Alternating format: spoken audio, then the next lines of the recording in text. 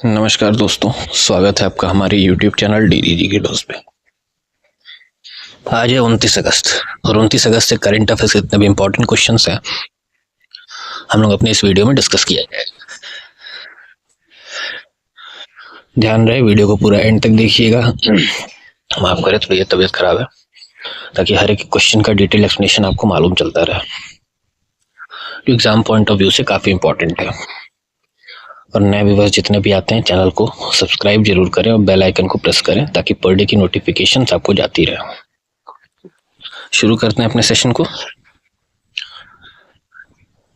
पहला क्वेश्चन, भारत और सऊदी अरब के बीच संयुक्त रक्षा सहयोग समिति यानी कि joint committee on defence cooperation की 7वीं बैठक कहाँ आयोजित हुई है? Where was the 7th India Saudi Arabia joint committee on defence cooperation meeting held? Option है आपके रियाद, नई दिल्ली, जेद्दाह या मुंबई। तो करेक्ट आंसर है आपका ऑप्शन नंबर बी, नई दिल्ली।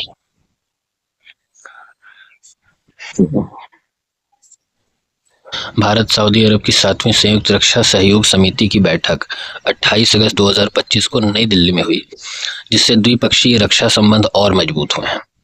बैठक में प्रशिक्षण सहयोग, रक्षा उद्योग साझेदारी, साइबर सुरक्षा और आपदा प्रबंधन पर चर्चा हुई और नए सहयोग क्षेत्रों की पहचान की गई है। यह बैठक प्रधानमंत्री मोदी की सऊदी यात्रा के बाद गठित मंत्री स्तरीय समिति का हिस्सा है, जो रक्षा सहयोग को नई ऊंचाइयों पर ले जा रही है। अगला सवाल हमारा, मिल मेडिकॉन 2025 सम्मेलन का उद्घाटन किसने किया है? Who inaugurated Mil Medicon 2025? Option है आपके संजय सेठ, राजनाथ सिंह, निर्मला सीतारमन या जनरल मनोज पांडे। तो मिल मेडिकॉन 2025 सम्मेलन का उद्घाटन जो है वो आपका संजय सेठ जी ने किया है। ऑप्शन नंबर ए करेक्ट है इस क्वेश्चन का।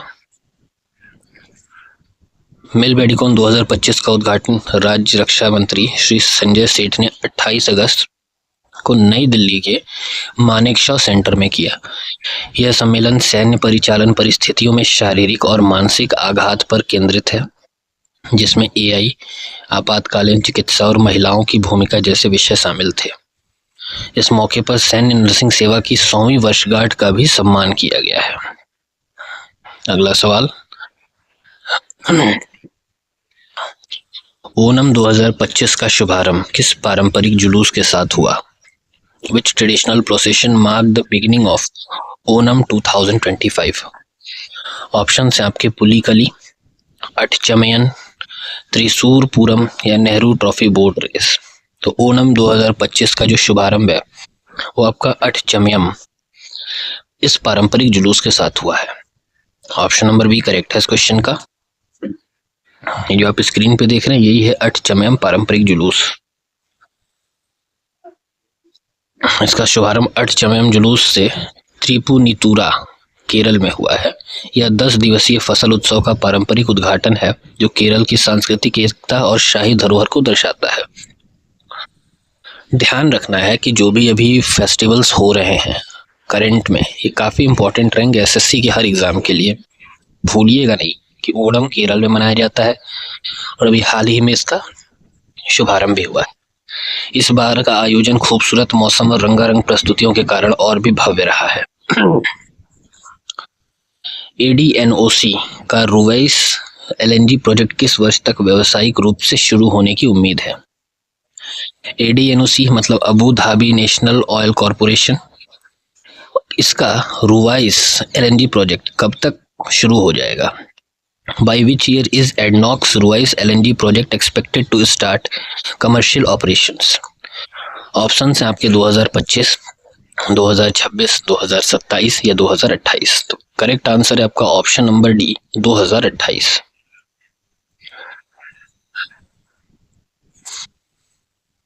एडनॉक और इंडियन ऑयल कॉरपोरेशन के बीच 15 वर्षीय समझौता हुआ है, जिसके तहत हर साल 1 मिलियन टन LNG भारत को सप्लाई होगी। ठीक है ना, LNG समझ रहे हैं, liquefied natural gas. Ruwais LNG project जो है पश्चिम एशिया का पहला ऐसा LNG प्लांट होगा जो पूरी तरह क्लीन एनर्जी से संचालित होगा। इस प्रोजेक्ट की 2028 में व्यावसायिक शुरुआत होगी और कुल क्षमता 9.6 मिलियन टन प्रतिवर्ष होगी।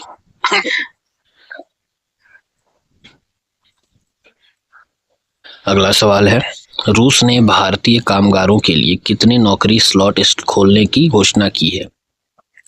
How many job slots has Russia announce for Indian workers? Option हैं आपके 5 लाख, 10 लाख, 15 लाख या 20 लाख।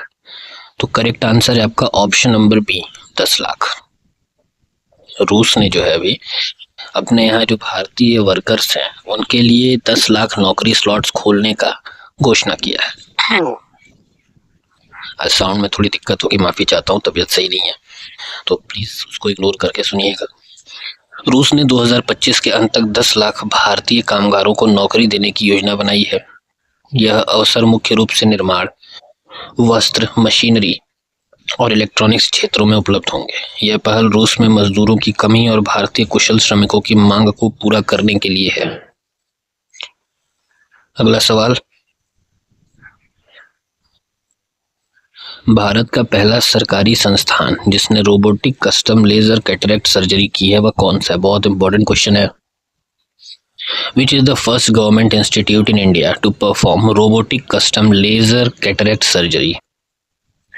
मोतियाबिंद की जो सर्जरी है ना, वो लेजर रोबोटिक कस्टम लेजर के तहत हुई है। ऑप्शन हैं आपके AIIMS Delhi, Safdarjung hospital, army hospital research and referral या पीजीआई चंडीगढ़। तो भारत का पहला सरकारी संस्थान जिसने robotics custom laser cataract surgery की वो है आपका army hospital research and referral. ये न्यू दिल्ली में पड़ता है। तो ऑप्शन नंबर सी करेक्ट है इस क्वेश्चन का। दिल्ली स्थित AHRR देश का पहला सरकारी संस्थान बना जिसने robotic custom laser cataract surgery की। यह सर्जरी एली एडेप्टिव कैटरेक्ट ट्रीटमेंट सिस्टम और femtosecond laser assisted cataract surgery तकनीक से हुई है। यह उपलब्धि भारतीय सशस्त्र बलों की उन्नत, सुरक्षित और आधुनिक स्वास्थ्य सेवाओं की दिशा में बड़ी प्रगति है। अगला सवाल, किस भारतीय फुटबॉल कप की अंडर 14-15 टीम ने यूरोप में ट्रेबल यानी कि गोथिया कप, दाना कप, नॉर्वे कप जीतकर इतिहास रचा है? Which Indian football clubs under 14-15 team made history by winning a treble in Europe? गोठिया कप, दाना कप, नॉर्वे कप। ऑप्शन है आपके Bengaluru FC academy, Kerala blaster academy, Mohan बागान सुपर जायंट एकेडमी या मिनर्वा एकेडमी फुटबॉल क्लब। माफ करें, तो अभी हाल ही में मिनर्वा एकेडमी फुटबॉल क्लब ने अंडर 14-15 टीम ने यूरोप में ट्रेबल जीतकर इतिहास रच दिया। तो ऑप्शन नंबर डी करेक्ट है इस क्वेश्चन का। मिनर्वा एकेडमी फुटबॉल क्लब के अंडर इतने 2025 में यूरोप के गोठिया, दाना और नॉर्वे कप जीतकर ऐतिहासिक ट्रेबल हासिल किया।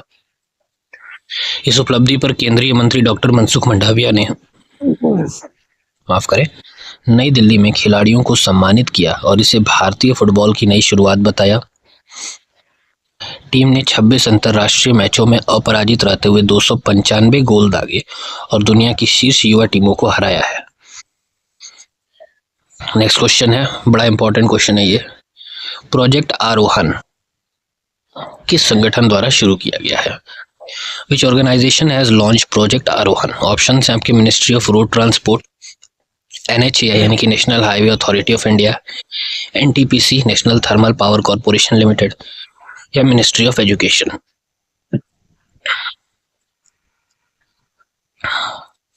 प्रोजेक्ट आरोहन जो है इसकी शुरुआत NHAI ने की है, National Highway Authority of India. तो ऑप्शन नंबर बी करेक्ट है इस क्वेश्चन का। NHAI ने प्रोजेक्ट आरोहन की शुरुआत टोल प्लाजा कर्मचारियों के बच्चों की शिक्षा को समर्थन देने के लिए किया है। यह प्रोजेक्ट 2025-26 तक चलेगा और इसमें स्कॉलरशिप, मेंटरशिप और स्किल बिल्डिंग शामिल है। इस योजना का लक्ष्य आर्थिक रूप से कमजोर वर्गों, पहली पीढ़ी के शिक्षार्थियों और अल्पसंख्यक समुदायों के बच्चों को गुणवत्तापूर्ण शिक्षा उपलब्ध कराना है। अगला सवाल, किस देश ने मार्च 2026 से स्कूलों और कक्षाओं में मोबाइल फोन पूरी तरह प्रतिबंधित हो जाएंगे? Which country will completely ban mobile phones in schools in classrooms from March 26? कह रहा है मार्च 2026 में ना कौन सा ऐसा देश है जो अपने यहाँ के सभी स्कूलों और कॉलेजों में, क्लासरूमों में जो मोबाइल बच्चे लेकर जाते हैं उसको पूरी तरह से बैन करेगा। ऑप्शन है आपके जापान, ऑस्ट्रेलिया, फ्रांस या साउथ कोरिया? तो करेक्ट आंसर है आपका option number D, south Korea. दक्षिण कोरिया ने छात्रों को सोशल मीडिया लत और पढ़ाई में ध्यान भंग को देखते हुए कक्षाओं में मोबाइल फोन पर प्रतिबंध लगाया है। यह नया कानून मार्च 2026 से लागू होगा और इसे संसद में बी पार्टी समर्थन के साथ पास किया गया। देश में 99% लोग ऑनलाइन और 98% के पास स्मार्टफोन है, जिससे डिजिटल ओवर एक्सपोजर की चिंता बढ़ गई है। अगला सवाल है, जम्मू और कश्मीर बैंक के नए गैर कार्यकारी चेयरमैन के रूप में किसे नियुक्त किया गया है? अपॉइंटमेंट से क्वेश्चन इंपॉर्टेंट बनेगा। Who has been appointed as the new non-executive chairman of Jammu and Kashmir Bank? Option है आपके आर सुब्रमण्या कुमार, एस कृष्णन, अतुल गोयल या संजीव चड्ढा। तो J&K बैंक के नए गैर कार्यकारी चेयरमैन के रूप में एस कृष्णन जी को नियुक्त किया गया है। तो ऑप्शन नंबर बी करेक्ट है इस क्वेश्चन का। ये हम लोगों ने जान लिया है। इनका कार्यकाल मार्च 2028 तक रहेगा। एस कृष्णन के पास 40 से अधिक वर्षों का बैंकिंग अनुभव है और वो पहले पंजाब और सिंध बैंक और तमिलनाडु मर्सेंटाइल बैंक के एमडी और सीईओ रह चुके हैं। वर्तमान में जम्मू कश्मीर बैंक के स्वतंत्र निदेशक भी हैं और कॉस्ट अकाउंटेंट के साथ कॉमर्स में स्नातकोत्तर है।